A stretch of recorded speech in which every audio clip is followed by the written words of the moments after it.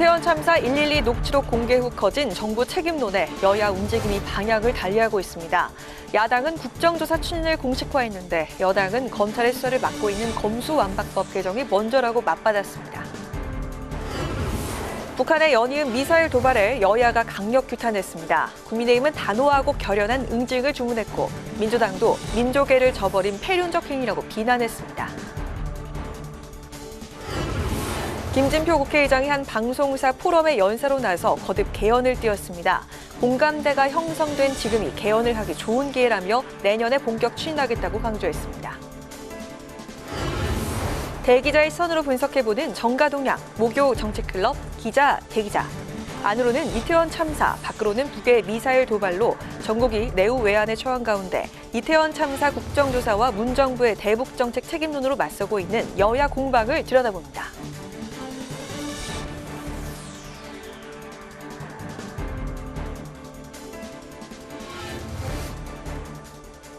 여러분 안녕하십니까? 11월 3일 의정종합뉴스 뉴스엔 시작하겠습니다. 이태원 참사 112 녹취록 공개로 직면한 정부 책임론에 야권이 국정조사를 추진합니다. 민주당이 진상규명을 하겠다며 이태원 참사 국정조사 요구서를 다음 주 본회의에서 처리하겠다고 시한까지 못 박은 건데요. 하지만 국민의힘은 국정조사보다 검찰의 대형 사고 수사를 맡고 있는 검수완박법 개정부터 하자며 야권과 움직임을 달리하고 있습니다. 박지영 기자가 보도합니다. 더불어민주당이 이태원 참사의 진상규명을 위한 국정조사 추진을 공식화했습니다. 박홍근 원내대표는 112 신고 부실 대응, 늑장 보고, 민간 사찰 등 지금까지 나온 의혹만으로도 국정조사 사유는 차고 넘친다고 밝혔습니다. 민주당은 국정조사 요구서를 조속히 제출하고 다음 주 본회의에서 처리하겠다는 목표도 세웠습니다. 조사 대상인 정부에게 셀프 조사를 맡기기엔 국민 공분이 임계점을 넘었습니다. 민주당은 성역 없는 국정조사로 국가가 국민을 내팽개친 1분 1초까지 밝히겠습니다. 정의당도 즉각적인 국정조사를 통한 진상규명이 애도라며 국정조사 추진에 힘을 싣고 국민의힘의 동참도 촉구했습니다. 하지만 국민의힘은 국정조사보다 검수완박법 개정이 먼저라며 입법을 밀어붙인 민주당을 비판했습니다. 정진석 비상대책위원장은 민주당이 강행 처리한 검수완박법으로 인해 경찰이 제19인 경찰을 수사하는 일이 발생했다며 대형 사고에 대해 검찰이 수사할 수 있도록 법 개정을 해야 한다고 주장했습니다. 주호영 원내대표는 사태 수습 후 민주당의 국정조사 요구서를 보고 수용 여부 등을 판단하겠다고 밝혔습니다. 국정조사 여부를 놓고 여야의 입장이 엇갈리는 가운데 국회 행정안전위원회는 오는 7일 이태원 참사와 관련해 행안부와 경찰청, 소방청을 상대로 현안 질의를 진행합니다. 조문 전국을 마치는 대로 여야는 정부를 상대로 참사 발생 원인을 집중 추궁하고 경찰의 부실 대응 등을 강하게 질타할 것으로 예상됩니다. 국회방송 박지영입니다. 북한이 연일 고강도 미사일을 발사하면서 한반도의 긴장감이 고조되고 있는데요. 국민의힘은 북한의 도발에 단호하게 응징하겠다며 강하게 비판했고 더불어민주당도 어떤 실익도 없는 군사 도발을 당장 멈춰야 한다고 경고했습니다. 보도에 홍혜진 기자입니다. 북한이 어제 NLL 남쪽으로 탄도미사일 등 20여 발의 미사일을 쏜 데 이어 오늘도 3발의 미사일을 동해상에 발사했습니다. 합동참모본부는 이 중 하나는 신형 대륙간 탄도미사일 ICBM 화성 17형으로 추정되는데 정상 비행엔 실패한 것으로 보인다고 밝혔습니다. 정치권은 한 목소리로 북한이 대한민국의 애도 기간 중 반인륜적 행위를 강행했다며 강력 규탄했습니다. 국민의힘은 북한의 7차 핵실험에 명분을 쌓고 있다고 비판하며 이번 도발은 명백한 안보리 결의와 9.19 남북 군사합의 위반이라고 지적했습니다. 이어 북한의 도발에 단호하게 대응해야 한다며 한미동맹을 더욱 굳건히 하고 대북 확장 억제 실행력을 확보해야 한다고 목소리를 높였습니다. 국민의힘은 당초 오전에 열기로 한 북미사일 도발 관련 긴급 당정협의회도 일단 대응이 먼저라며 잠정 연기하는 등 북한의 추가 도발 등을 예의주시하고 있습니다. 더불어민주당도 북한이 한반도를 극단의 상황으로 몰고 가는 무모한 행위를 하고 있다고 강하게 비판했습니다. 그러면서 정부의 안보 대응도 문제 삼았습니다. 북한의 도발로 울릉군 전역에 공습 경보가 발령됐을 때 군청 공무원들이 지하로 대피하는 동안 울릉 군민들은 어떤 상황인지조차 파악하지 못하고 있었다며 정부를 질타했습니다. 대부분의 국민은 어디로 대피할지 몰라 혼비백산이었습니다. 윤석열 정부의 무능과 무책임이 국민 생명과 안전을 위협하는 위험천만한 상황이 연일 반복되고 있습니다. 정치권의 한 목소리로 북한의 연이은 무력 도발을 규탄한 가운데 국민의힘은 더 나아가 강력한 응징 등 대북 강경론을 끌어올린 반면 민주당은 정부의 안보 대응 부실을 질타하면서 결을 달리하는 모습입니다. 국회방송 홍혜진입니다. 김진표 국회의장이 한 방송사가 주최한 포럼에 연사로 나서 민주주의 위기 극복을 위한 방안들을 제시했습니다. 능력 있는 민주주의와 다양성을 존중하는 통합 등이 그것인데요. 이를 위해서 국민통합형 개헌을 추진하자고 말했는데 김 의장은 공감대가 형성된 지금이 개헌하기 좋은 기회라고 강조했습니다. 김희연 기자가 정리했습니다. 김진표 국회의장은 다시 쓰는 민주주의란 주제로 열린 SBS D포럼에 연사로 나섰습니다. 민주주의의 발전 방향과 정치의 역할에 대해 역설한 자리였는데 사회의 빠른 성장에 비해 민주주의의 발전이 정체되면서 정치가 본연의 역할을 다하지 못하고 있다고 진단한 김 의장은 대화와 타협으로 문제를 해결하는 능력 있는 민주주의로 나아가야 한다고 강조했습니다. 능력 있는 민주주의로 가야 합니다. 이제 분열과 대립으로 갈등을 만드는 정치를 멈추고 대화와 타협으로 문제를 해결하는 정치를 시작할 때가 되었습니다. 또 다양성을 존중하는 통합의 정치를 펼쳐야 한다며 이를 위해 분권과 공유의 제도화가 절실하다고 말했습니다.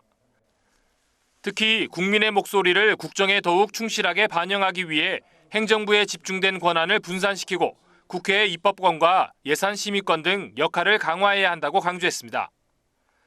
다당제와 같은 다양성을 확보하기 위한 방안도 제시했습니다. 소수 의견을 의사결정에 반영할 수 있는 다당제 도입이 필요합니다. 이를 위한 선거제도 개편, 수기적 공론제도 도입도 적극 검토해야 합니다. 그래서 장기적으로 정당 정치를 강화해야 합니다. 김 의장은 국회의장 자문기구인 개헌자문위원회와 국회 정치개혁특별위원회에서 연동형 비례대표제를 비롯한 선거제도 개선과 시민참여 제도화를 논의할 수 있도록 역할을 하겠다고 밝혔습니다. 협력의 정치와 능력 있는 민주주의 실현을 위한 개헌도 거듭 강조했습니다. 의장 취임 직후부터 개헌 띄우기에 나섰던 김 의장은 국민 생활에 막대한 영향을 미치거나 국가적으로 중요한 사안은 국민적 공론을 모아 결정하자며 이 같은 공론 정치의 기본 정신을 헌법에 반영하자고 제안했습니다. 승자 독식을 기본으로 설계한 정치제도를 협력의 정치제도로 바꾸기 위해서 국민 통합형 개헌을 추진해야 한다는 확고한 뜻을 가지고 있습니다. 김 의장은 대통령과 여야, 국민적 공감대까지 형성돼 있는 이번에야말로 개헌의 적기라며 올해 안에 실무적인 준비를 마치고 내년부터 본격적으로 추진할 계획이라고 밝혔습니다. 국회방송 김희연입니다. 최근 코로나19를 거치면서 농어촌 같은 지역의 공공의료 부족 문제가 사회적 문제로 부각됐습니다. 의료 인력이 수도권에 집중됐기 때문인데요. 의료 소외 지역의 은퇴한 의사들을 채용하자는 의견이 나오면서 국회 복지위 소속 여야 의원들과 대한의사협회가 시니어 의사 인력 활용 방안을 논의하는 토론회를 개최했습니다. 강민지 기자가 보도합니다. 코로나19로 공공의료에 대한 중요성은 커졌지만 수도권과 비수도권 의료 서비스 격차는 더욱 심해졌습니다.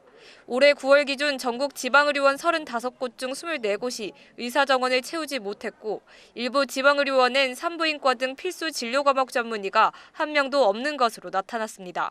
논의의 배경은 결국은 의사 인력의 부족 문제입니다. 수도권 집중되어 있는 것들. 대형 병원들이 한 5,000병상을 늘린다는 얘기가 있어서 중소병원들은 지금 거의 비명소리가 나오려고 지금 하고 있는 이런 상황이나 의료계에선 지역 의료 인력 부족 해결을 위해 사회 참여를 원하는 은퇴의사를 활용하자는 의견이 제기됐는데 실제로 대한의사협회가 지난해 시니어 의사를 대상으로 조사한 결과 은퇴 또는 은퇴 예정인 의사 10명 중 5명이 공공병원 근무 의사가 있다고 밝혔습니다.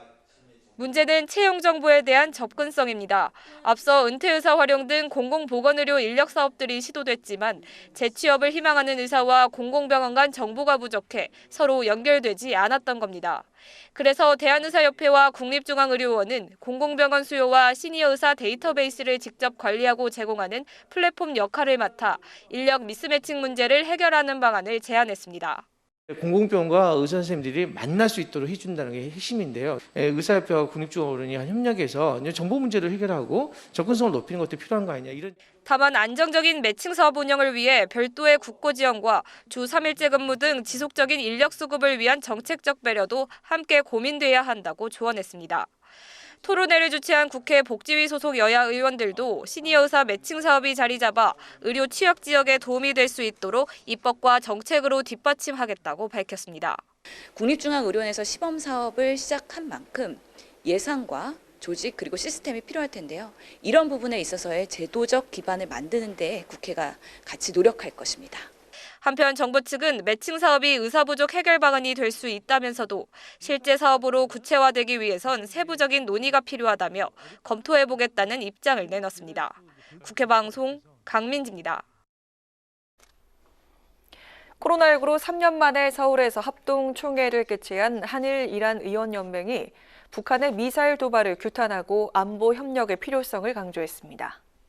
한일의원연맹 회장인 국민의힘 정진석 비상대책위원장은 북한의 이딴 도발에 확고한 대비태세를 갖추고 결연한 대응을 보이자고 강조했고, 누카가 후쿠시로 이란 의원연맹 회장은 북한의 도발과 핵무장화 움직임은 동아시아 안전 보장에 대한 위협이라며 결코 용납할 수 없다고 말했습니다. 국회 의정연수원이 한국은행과 협력해 국회 최고위 경제금융과정을 시작했습니다.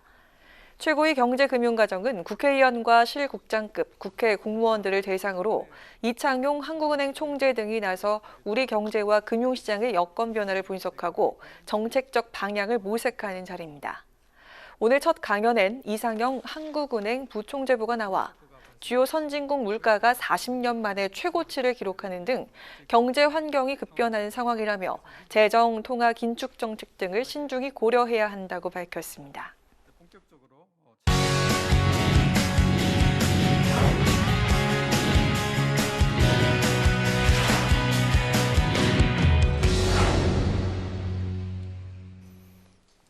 네, 오늘 이슈 분석 태윤영 기자와 함께합니다. 태 기자, 어서 오십시오. 안녕하세요. 네, 이태원 참사 원인 중에 하나로 제도적인 허점이 꼽히고 있는데 여당 중심으로 입법을 보완하자는 움직임이 일고 있는 상황입니다. 먼저 현행 재난안전관리법에 어떤 점이 특히 이번 이태원 참사를 통해서 보완돼야 되는 그런 부분으로 꼽히고 있습니까? 네, 현행 재난안전관리법을 보면 이번에 참사가 났던 이 헬리온 축제처럼 주최자가 없는 행사에서 안전을 관리할 책임 주체가 부족하다. 이런 것들이 명확하지 않다는 게 허점이 있습니다. 네. 관련 조항을 봐보겠습니다. 이 지역 축제를 개최하려는 자가 시장, 구청장 등에게 사전 통보하고 안전관리에 필요한 조치를 해야 한다. 이렇게 규정되어 있습니다. 이 점이 바로 법의 사각지대로 꼽히는 건데요. 안전관리 주체가 지역 축제를 개최하려는 자로 한정돼 있기 때문에 이번 헬로윈 축제처럼 자발적 행사의 경우에는 안전관리 주체가 없을 수밖에 없고요.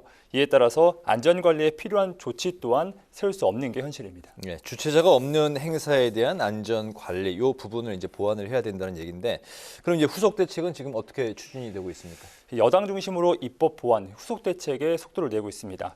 국민의힘은 주최자가 없는 행사라도 안전관리를 강화할 수 있도록 관련법 개정에 나섰는데요. 전복민 의원 등 여당 소속 의원 22명은 어제 재난안전관리법 일부 개정안을 발의했습니다. 이 주최자가 없는 대규모 행사에 대한 안전관리 책임을 지방자치단체장으로 명확히 하자는 게 개정안의 골자입니다. 이렇게 되면 헬로윈이나 크리스마스 같이 주최자가 없는 대규모 행사에서 구청장 등이 경찰, 소방과 협력해 안전관리에 필요한 조치를 해야 합니다. 또 시민들이 몰려서 재난안전사고가 우려될 때 중앙대책본부장 등이 불특정 다수에 대한 위치 신호수 데이터를 수신할 수 있게 하는 내용도 담겼습니다. 이 재난안전사고가 우려되는 경우에 이동통신사의 정보를 활용해서 해당 지역에 있는 사람들에게 긴급 재난 문자를 발송하는 식입니다. 이 밖에 김기현, 안철수 의원 등 이 당권 주자들도 비슷한 내용의 후속 법안을 발의했고요. 민주당에선 이모경 의원이 개정안을 발의한 상황입니다. 정부도 의원 발의안과 연계해서 그 세부 사항으로 다중밀집 인파사고 안전관리 지침을 제정하기로 했습니다. 네, 그러니까 이제 주최자가 없는 대규모 행사에도 앞으로 이제 지자체장이 안전관리의 책임을 규정하는 걸로 맞습니다. 이제 입법을 보완하겠다는 게 여당의 입장인데 야당은 동의하지 않는 것 같습니다. 이번 행사가 이제 그 제도 탓이 아니었다는 입장인 거죠? 맞습니다. 더불어민주당은 현행법으로도 충분히 이 참사를 예방할 수 있었다 이렇게 주장하고 있습니다. 네. 그러니 정부 여당이 이번 참사의 원인을 제도 미비점으로 돌리지 마라 이렇게 말하고 있는데요. 민주당이 내세운 건 경찰관 직무집행법입니다. 경찰관은 이 극도의 혼잡, 위험한 사태가 있을 때 억류, 피난 등의 조치를 할 수 있다는 건데요. 다시 말하면 현행법으로도 경찰이 당시 상황을 통제할 수 있었고 참사도 피할 수 있었다는 겁니다. 한덕수 국무총리는 앞서 경찰의 통제권이 없어서 선제적 대응을 할 수 없었다고 했는데요. 민주당은 지난 2002년 월드컵 거리 응원 때 경찰이 특별 경계를 내렸던 걸 예로 들면서 국무총리를 비롯한 정부 당국은 이 미비한 조치에 대한 응당한 책임을 져야 할 거라고 경고했습니다. 네, 바로 이제 그 응당한 책임이라는 이제 워딩, 바로 그 민주당이 꺼내든 게 이제 국정조사 카드인데 어떻게 추진하겠다는 거죠? 네, 민주당은 이태원 참사를 규명하고 책임자를 처벌하기 위해서 이 국정조사 요구서를 제출하겠다고 밝혔습니다. 네. 경찰의 112 신고 부실 대응 논란에 더해 경찰 인력 배치에 대한 지적까지 이어지면서 이 책임 규명 쪽으로 무게를 싣는 분위기인데요. 다음 주 본회의 처리를 목표로 이번 주 내에 여야 합의를 통해 국정조사 요구서를 제출하겠다는 계획입니다. 이전에도 국정조사 입장을 표명하긴 했는데요. 오늘은 처리 시한까지 언급했다는 점에서 국정조사를 공식화했다 이런 평가도 나옵니다. 다만 일각에선 실제 국정조사로까지 이어질 수 있겠느냐 하는 부정적인 전망도 나오는데요.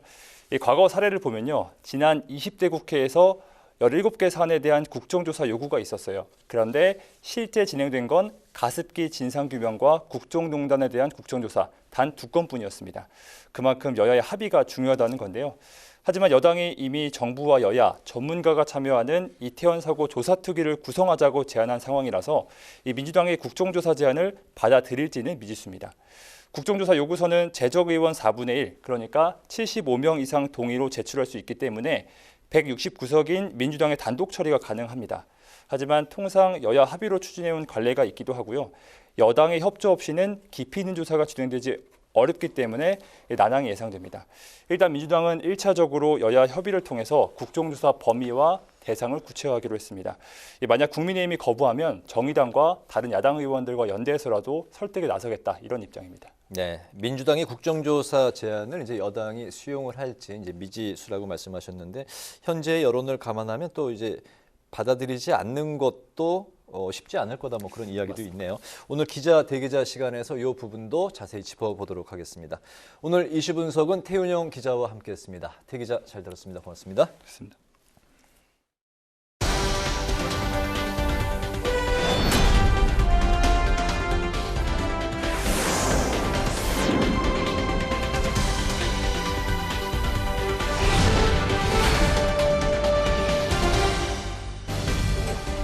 강아랑의 정치톡 시간입니다. 11월 3일 이목을 집중시킨 정치 뉴스 만나보시죠.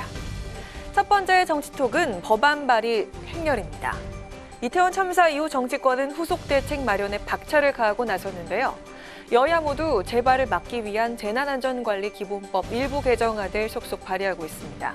먼저 여당의 목소리 들어볼까요?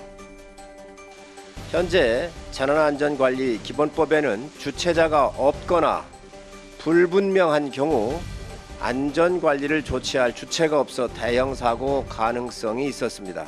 이러한 법적 미비사항을 보완하여 많은 인파가 모일 수 있는 행사 등에 대해서는 지자체장이 경찰, 소방과 협력하여 안전관리에 필요한 조치를 하도록 개정하였습니다. 개정안의 주요 내용을 살펴보면요. 주체자가 없는 지역 행사라도 관할 지자체장이 안전 계획을 세워야 한다는 겁니다. 또 안철수 의원은 구조활동에 참여한 봉사자들에게도 심리치료 등의 지원이 필요하다는 목소리를 냈습니다. 야당은 관련 법률 개정안을 발의하면서도 책임자들의 미흡한 조치도 문제 삼았습니다. 우리 사전에 조금 더 충분한 인력을 배치해 안전관리에 나섰다면 위험천만한 상황조차 없었을 것입니다. 안전관리 계획 범위를 대규모 인원 밀집이 예상될 대로 확대하는가 하면 행정안전부 장관이 행사를 지도하고 점검하도록 하는 내용도 포함이 됐는데요. 백혜련 의원은 진상규명의 점검 주체를 국회 소관 상임위로 확대하는 방안도 발의했습니다. 재단기본법은 사회적 참사가 벌어질 때마다 개정 대상으로 떠오르곤 했습니다. 2014년 세월호 참사 후에도 관련 개정안이 쏟아지는가 하면 2020년엔 팬데믹 현상인 코로나19 사태 때도 관련 법안 개정안이 쏟아졌었죠. 안전관리 사각지대를 최소화하려는 노력에도 불구하고 일각에선 이미 늦은 입법 보완이 아니냐는 지적이 있습니다. 더 이상 입법 미비로 국민 생명과 안전에 대한 사고가 벌어져선 안 되겠습니다. 이어서 오늘 두 번째 정치톡은 오늘도 동행입니다. 이태원 참사가 일어난 지 엿새째인 오늘 윤 대통령은 4일 연속 조문길에 나섰는데요. 오늘 조문길엔 경질론이 제기된 이상민 행안부 장관도 함께였습니다.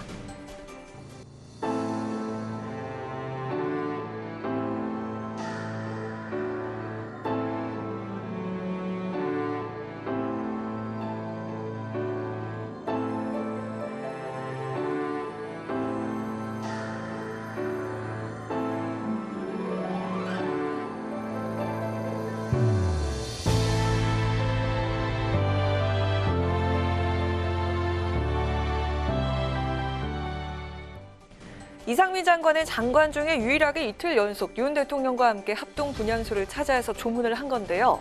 대통령실은 재난대응주무부처 장관으로서 조문에 동행했을 뿐이라면서 다른 해석에 선을 그었습니다. 이런 가운데 정치권에선 이상민 장관에 대한 경질론, 감론 을박이 계속되고 있습니다. 여당 내에서도 책임져야 한다는 목소리가 나왔습니다. 변명의 여지가 없는 것 같고요. 정부 여당으로서 죄송하다는 말씀 드리고 싶고요. 책임지실 분들은 책임을 지셔야겠지요.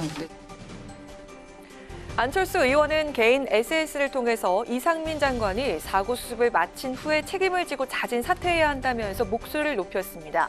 여야 모두 문책성 인사 조치가 필요하다는 데 공감하고 있지만 문책 수위엔 차이를 보이고 있습니다.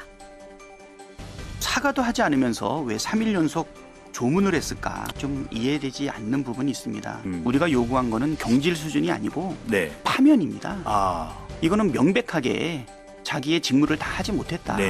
그래서 그 죄를 물어서 파면하는 거 아니겠습니까? 야당은 이태원 참사에 대한 대통령의 사과가 필요하다면서도 책임자에 대한 징계 처분을 내려야 한다면서 강력하게 주장하고 있습니다. 자진 사퇴와 해임이 아닌 파면을 해야 한다고 목소리를 높인 건데요. 비극으로 기록된 이태원 참사 앞에 정치권은 어떤 방식으로 사퇴 수습을 이어갈지 지켜봐야겠습니다. 지금까지 강아랑의 정치톡이었습니다.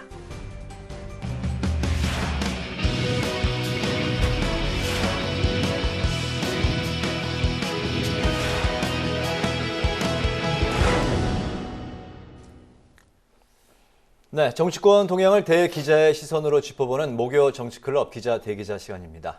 최병묵 전 TV조선 해설위원, 박찬수 한겨레신문 대기자 두 분과 함께하겠습니다. 어서 오십시오. 반갑습니다. 안녕하세요. 안녕하세요. 네, 오늘은 박찬수 대기자께서 발제해 오셨죠? 예, 지난 주말 이태원 참사로 온 국민이 슬픔에 빠져 있는데 북한은 연일 미사일 도발에 수위를 높이고 있습니다. 정말 그 총체적 난국의 상황인데요. 이 난국의 선 정국을 한번 오늘 짚어보겠습니다. 네. 오늘 그 민주당이 이태원 참사 국정조사 요구서 제출을 이제 공식화했습니다. 다음 주 본회의에서 처리하겠다고 이제 시한까지 못 박았는데 국민의힘 정진석 비대위원장은 검수완박법 개정이 먼저라고 이제 응수를 했습니다. 과연 이제 국민의힘인 그 여당이 야당의 국정조사 요구를 수용할지 미지수다. 또 현재 그 여론을 감안하면 받아들이지 않을 수 없다. 이렇게 이제 또 의견들도 팽팽히 맞서고 있는 상황인 것 같습니다. 두 분은 이제 어떻게 생각하시는지 먼저 박 기자님부터 들어볼까요? 예, 뭐 저는 결국 그 국민의힘이 국정조사를 받지 않을 수 없을 거다라고 보는데요. 그러니까 이게 세월호 이후에 최대 참사고 그리고 또나 그 경찰청의 112 그 녹취록을 보면은 그 사고 4시간 전에 이미 그 사고가 예고돼 있었고 그리고 대통령보다도 행정안전부 장관이나 경찰청장이 더 늦게 알았다는 거 아닙니까? 이건 정부의 어떤 대응 시스템 자체가 굉장히 그 무너져 있다라는 그런 걸 보여주는 그런 상징으로 살아있기 때문에요. 그리고 사건 자체는 이게 굉장히 인명피해가 한 150명 이상 났습니다만은 사건 자체는 굉장히 단순한 사건이거든요. 이게 뭐 수사를 하는데 굉장히 어렵고 그런 것들은 없는 겁니다.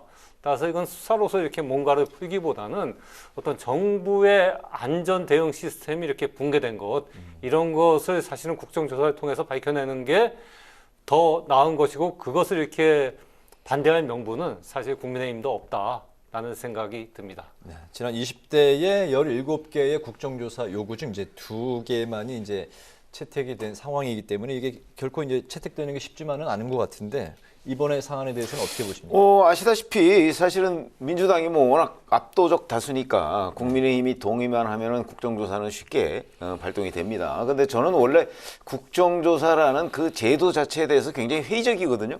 우리 그 한국 현대 정치사상 국정조사 여러 번 도입이 됐습니다. 네. 근데 국정조사는요, 도입되고 나서 그 진전 상황을 보면 사실 대부분 정쟁으로 흐릅니다. 진상규명보다는.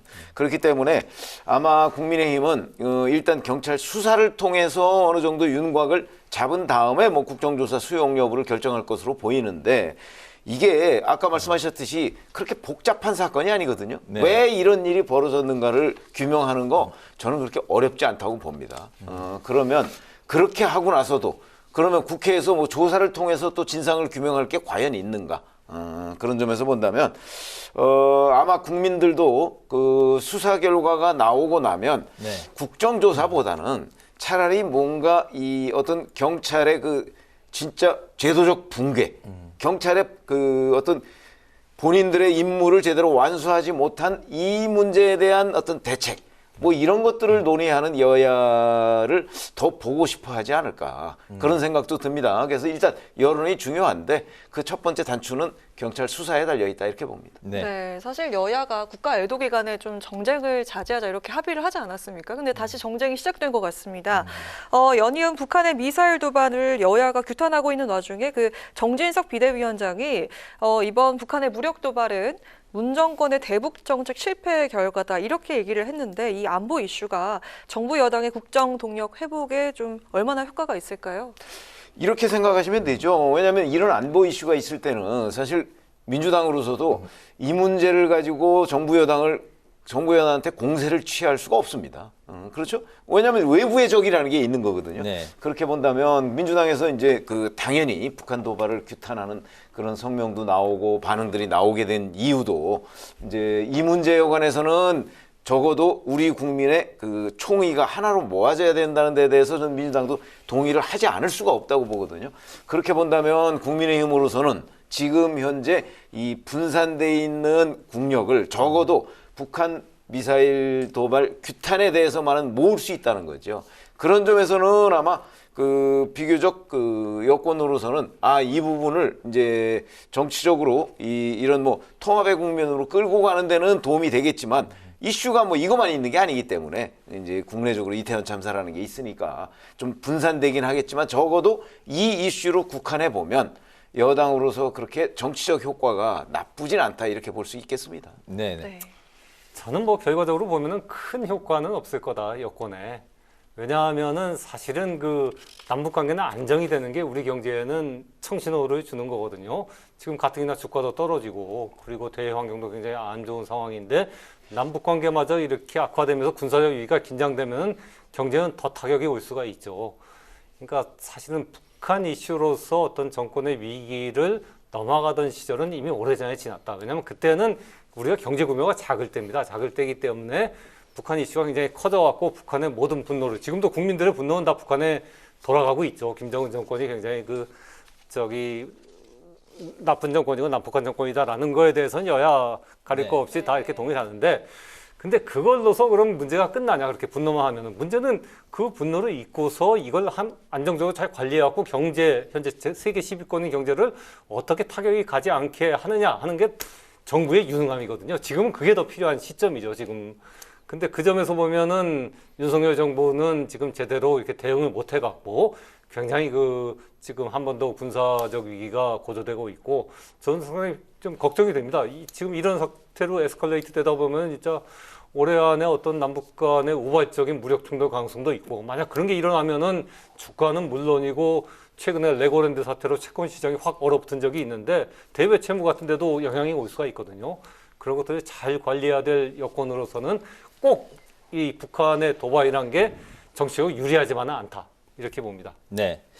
그 애도 기간이 이제 내일 이제 끝나죠. 애도 기간이 이제 끝나는 다음 주부터는 국회에서 이태원 참사를 놓고 격렬한 여야 공방이 이제 벌어질 것 같습니다. 공방의 핵심은 이제 주체 없는 행사다. 이제 여당의 입장은 이제 그렇기 때문에 입법 보완을 통해서 지자체장이 안전에 관한 관리에 이제 책임자로 규정을 해야 된다라는 입장이고 또 야당은 그 다중 밀집 상황에 대한 안전 매뉴얼이 없었기 때문에 책임자 처벌, 뭐 또 소재를 가려야 된다 이런 이제 공방이 오고 갈 것 같습니다. 야당의 이번 그 사안을 바라보는 핵심 포인트 또 여당의 핵심 포인트는 각각 어떻게 두고 있는 것 같으신지 두 분의 의견 들어볼까요?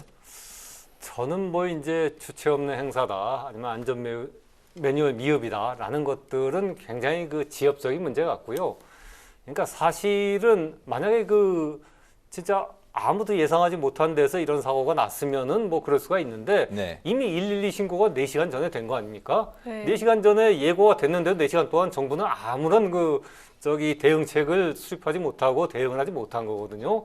이거는 그만큼 정부 전체의 어떤 안전 대응 시스템이 무너졌다는 거고 왜 그럼 경찰이 그렇게 무능하게 대응했을까? 제가 보면은 윤석열 정부 들어서 처음에 한 게 뭡니까? 행정안전부에 경찰국 신설한다 그러면서 굉장히 파문을 일으켰지 않습니까? 즉 경찰은 이거 정권 바뀌니까 정치적인 문제가 더 중요하지. 그리고 더구나 저희 대통령실도 청와대에서 용산으로 이전했단 말입니다. 그러니까 경비 문제도 굉장히 서울경찰청의 지금 가장 큰 현안이 뭐겠어요? 일상적으로는 용산 대통령실 경비가 제일 중요하지 않겠습니까? 거기 집회 시위 없게 하고 교통 잘 원활하게 하는 거. 그런 상황이 되다 보니까 자꾸 국민의 생명과 안전에 대한 전반적인 행정기관, 경찰 일선의 관심도가 낮아졌는데 큰 문제가 있기 때문에 사실은 주체 없는 행사라든가 이런 것들은 굉장히 말단적인 문제고 이런 것들로서 문제를 해결하려고 하면은 오히려 현 정부는 더 좀 어려움에 빠질 수가 있겠다라는 좀 생각을 합니다. 네네. 글쎄 제가 보기에는 완전히 민주당적인 생각이라고 보거든요. 지금 말씀하신 내용이 왜 그러냐면 사실은 대통령실을 경비하는 경찰과 그렇죠. 그 다음에 예를 들어서 이태원에 무슨 축제가 있으면 그걸 관리하는 경찰은 우리나라에 경찰이 얼마나 많습니까? 전국적으로 14만 명이나 되는데 그런 걸 보면 그거는 완전히 다른 거고 지금 민주당에서는 자꾸 이 문제를 경찰의 문제보다는 자꾸 정부의 문제로 가져가려고 해요. 그러면 이렇게 한번 생각해 보시죠. 10월 29일 날 6시 34분에 첫 번째로 압사당할 것 같다는 그런 주민신고가 접수됐을 때 그리고 그로부터 한 4시간쯤 뒤인 오후 10시 15분에 실제 사고가 발생했을 때 그럼 정부의 윗선에서는 아무도 모르고 있었어요. 그렇죠? 그럼 이거는 누구의 책임이 가장 큰 겁니까?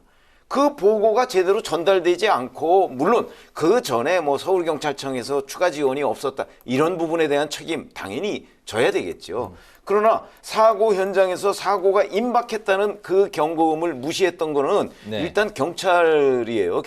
현장 경찰과 그 경찰이 보고를 1차적으로 받은 사람들이에요. 근데 이거를 지금 민주당은 자꾸 정부 윗선으로 가져가려고 한단 말이죠. 윗선은 알지도 못하고 있었어요. 그 전에 제대로 보고도 못 받고. 그렇기 때문에 제가 보건대는 자꾸 민주당은 이걸 정치적 책임과 법률적 책임을 한꺼번에 누구한테 이 윤석열 정부한테 지우려고 할지 모르겠으나 만약에 경찰 수사 결과도 마찬가지고 구체적으로 본다면 이 책임은 조금 분리해서 그래서 정치적 책임을 지지 않아도 된다 이런 뜻이 아니고 분리해서 대응할 필요가 있겠다. 저는 그게 국민의힘의 입장이라고 봅니다. 저는 한마디만 거기 더하면요. 물론 이제 그런 측면도 있는데 또 하나는 더 큰 문제는 윤석열 대통령이 제일 먼저 알았다는 거 아닙니까? 그리고 대통령이 안 18분 뒤에 행정안전부 장관이 이런 상황을 알았고 그리고 거의 2시간이 지나서 경찰청장이 이 상황을 알았다는 거거든요. 그러면 저도 이제 청와대를 출입해 왔습니다만 네. 되게 큰 사건이 나왔고 청와대에 먼저 일보가 올 수는 있어요. 대개는 이제 뭐 밑에서부터 경찰 통해서 행정안전부 통해서 청와대로 오겠지만은 요즘은 다 이제 휴대폰 갖고 있으니까 일반 시민이 뭐 청와대에 전화할 수도 있죠. 그러면 청와대가 먼저 할 수도 있습니다. 그러면 청와대가 먼저 알았으면 이 주무부처가 어디입니까? 행정안전부고 경찰청 아니겠습니까? 그럼 당연히 대통령이 행정안전부 장관이라든가 경찰청에 전화해갖고 야, 이 사건가 어떻게 된 거냐? 대응해라라고 지시가 돼야 되는데 그 지시가 2시간 동안 안 내려간 겁니다. 청와대에서. 네. 대통령실에서. 이건 굉장히 그 국정 운영의 난맥이 드러난 거죠. 옛날 같았으면은 설령 대통령은 안 하더라도 관련 수석이나 비서관들이 당연히 장관에 전화하고 경찰청장에 전화해갖고 그 대응을 하라고 지시하고 챙겼을 텐데 그런 챙기는 게 대통령실에서 안 이루어졌다는 거거든요.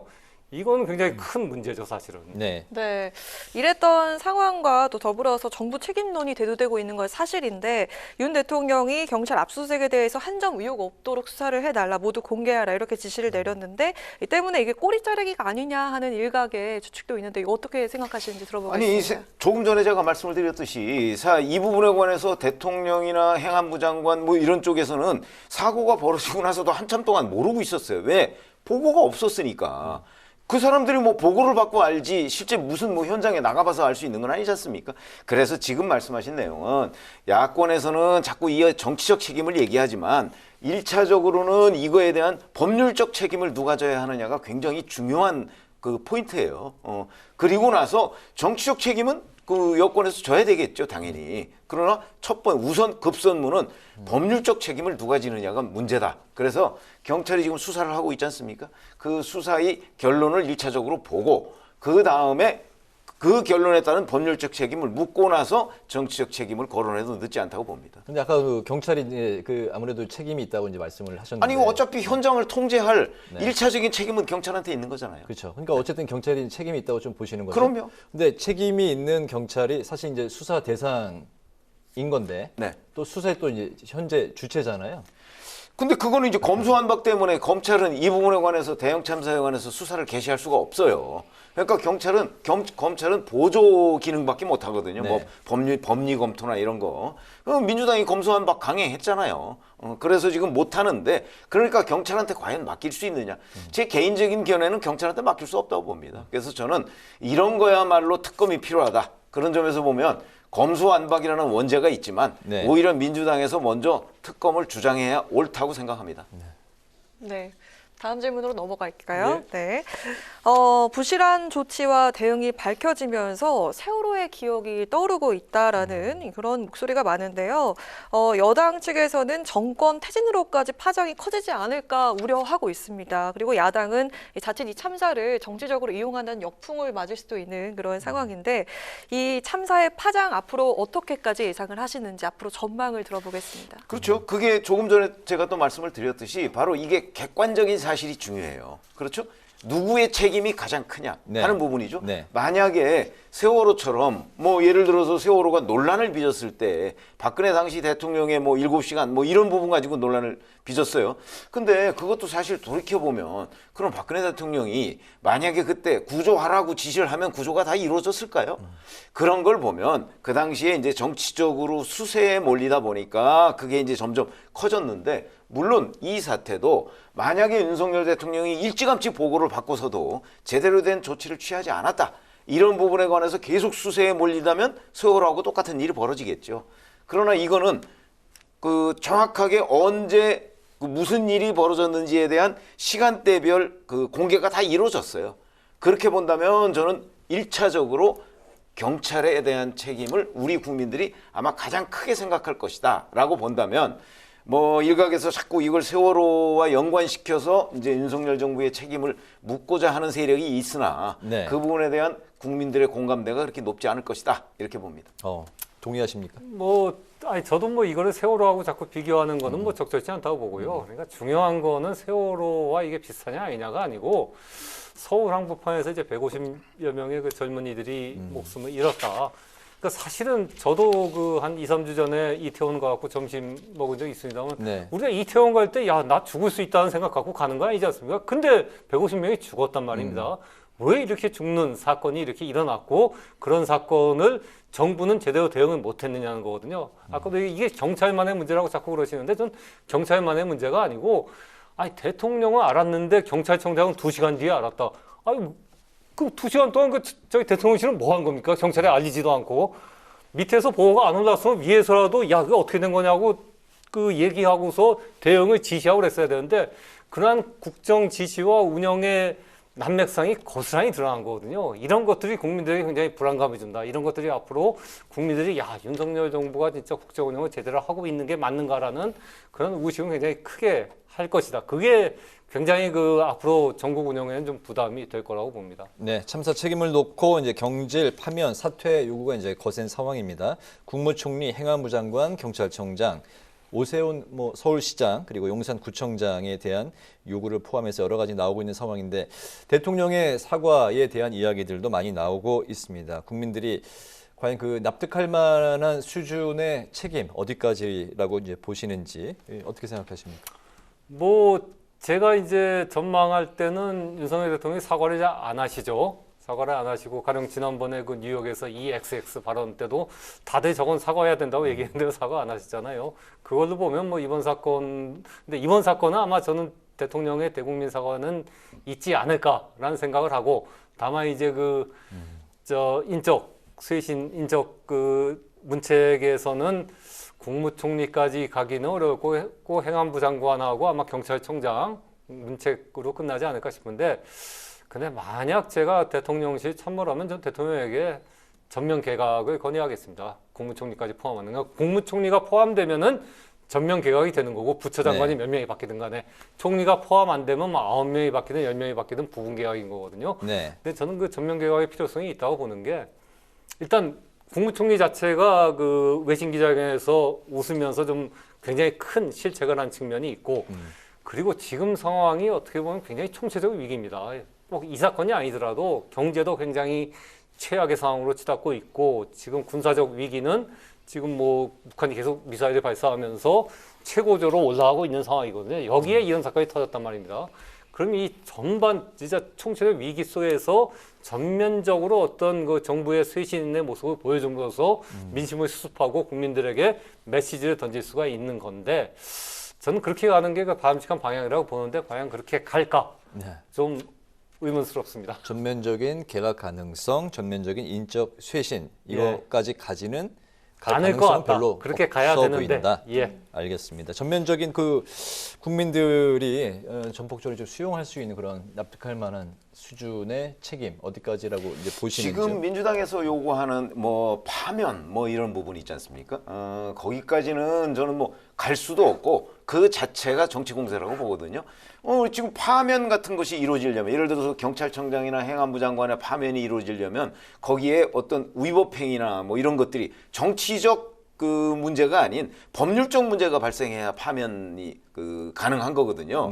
근데 그런 게 없단 말이죠. 그래서 이제 그건 정치 공세라고 보고 다만 윤석열 대통령이 취할 수 있는 거는 이제 그런 어떤 정치적 행위, 이걸 개각을 통해서 돌파한다든가 이런 건 충분히 가능한데 우리가 이런 거 한번 생각해 보시죠. 이게 지금 압도적 국회의석이 다수를 차지하고 있는 것이 민주당입니다. 그렇죠? 지금 여기서 총리 만약에 또 바꾼다고 한다면 국회에서 또 표결해야 돼요. 청문회 거쳐서 표결해야 돼요. 가능할 걸로 보십니까? 저는 또 다른 정쟁의 요소가 된다고 봅니다. 그러니까 저는 오히려 이 주변 여건 때문에 윤석열 대통령이 전면적인 그 어떤 쇄신 내각에 이런 것들을 할 수가 없다고 봅니다. 지금 민주당이 어떤 민주당인데요? 지난번에도 보면 사실은 별로 큰 문제가 없는 그 장관 후보자에 대해서도 하나도 인사청문회 그 결과 동의 안 해줬습니다. 그렇죠? 지금 총리 만약에 한다고 그러면 또 어떤 일이 벌어질까요? 그런 점에서 본다면 윤석열 대통령이 쇄신을 하고 싶어도 그걸 쓸 수 있는 카드가 사실은 별로 없다. 왜냐하면 거대 야당이기 때문에. 그런 점에서 본다면 아마 그런 그 현실적인 여건을 고려한 최소한도 그래서 예를 들어서 행안부 장관 정도 아마 그 정도로 저도 그칠 수밖에 없는 주변 여건이 있다 이렇게 생각합니다. 행안부 장관에 대한 책임 추궁 그 선에서 문책 정도 선에서 그칠 수밖에 대통령의 없는 사과에 대해서는 어떻게 상황이다. 생각하십니까? 아니 대통령은 이 수사 결과가 나오고 나서 아마 사과를 할 것으로 이렇게 예상이 됩니다. 네, 그 개각 가능성, 뭐 여러 그 인적 그러니까 개각이라는 게 이제 행안부 장관까지 하면은 개각인데 전면수의 씨는 이제 아까 총리 얘기를 하셨잖아요. 그 총리를 하면 그건 또 다른 정쟁 국면으로 넘어갈 가능성이 높기 때문에 그런 선택은 하지 않을 가능성이 높다고 봅니다. 물론 야당이 정말 뭐 물밑에서라도 자 총리를 바꿔주면 뭐 이만저만한 뭐가 되겠다 뭐 이렇게 해준다면 모르겠는데 지금 야당이 그러기를 기대하기는 어렵다 이렇게 생각합니다. 네네 알겠습니다. 네, 마지막으로 두 분의 한 줄 논평 들어보겠습니다. 박 기자님 먼저 들어볼까요? 예, 지금 임기 6개월도 안 됐죠. 근데 벌써 그 임기 말 레임덕을 보는 듯한 그런 느낌이 드는데요.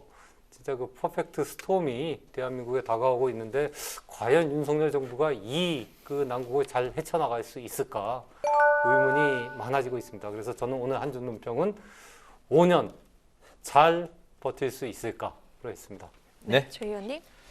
자 이번에 이제 이태원 참사 얘기를 저희가 계속 했는데 이번에 이제 주민들의 신고 4시간 전부터 그 있었다고 했죠. 뭐 압사 얘기가 무려 뭐 9회 9차례나 등장했다 이러는데도 불구하고 현장에 출동했던 경찰은 4번 출동을 했습니다. 근데 4번 다 결론을 보면 가서 뭐 상황을 정리하고 왔다 이렇게 돼 있습니다. 하나도 정리가 안 됐죠. 단 한 번만이라도 정리를 제대로 했으면 아마 현장에서 이런 어마어마한 일이 벌어지지 않았을 수도 있고 아니면 피해를 줄일 수도 있을 것이다. 뿐만 아니고 그다음에 보고 체계도 뭐 전부 다 엉터리였습니다. 뭐 시간도 시간이지만 전 뭐 보고는 그렇게 중요하게 생각하지는 않지만 그런 점으로 본다면 제가 오늘 한 줄 논평은 이태원 참사로 경찰의 중증이 드러났다. 이걸로 하겠습니다. 네.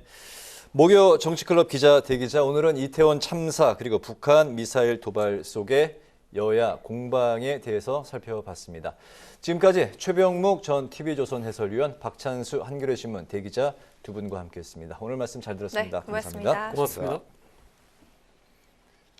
내일 출근길 추위가 예상됩니다. 내일 아침 기온 체감 온도가 영하로 떨어지는 곳이 많을 것으로 예상됩니다. 이번 추위는 일요일부터 차츰 풀릴 것으로 보입니다. 네, 오늘 뉴스에는 여기서 마치겠습니다. 시청해 주신 여러분 고맙습니다.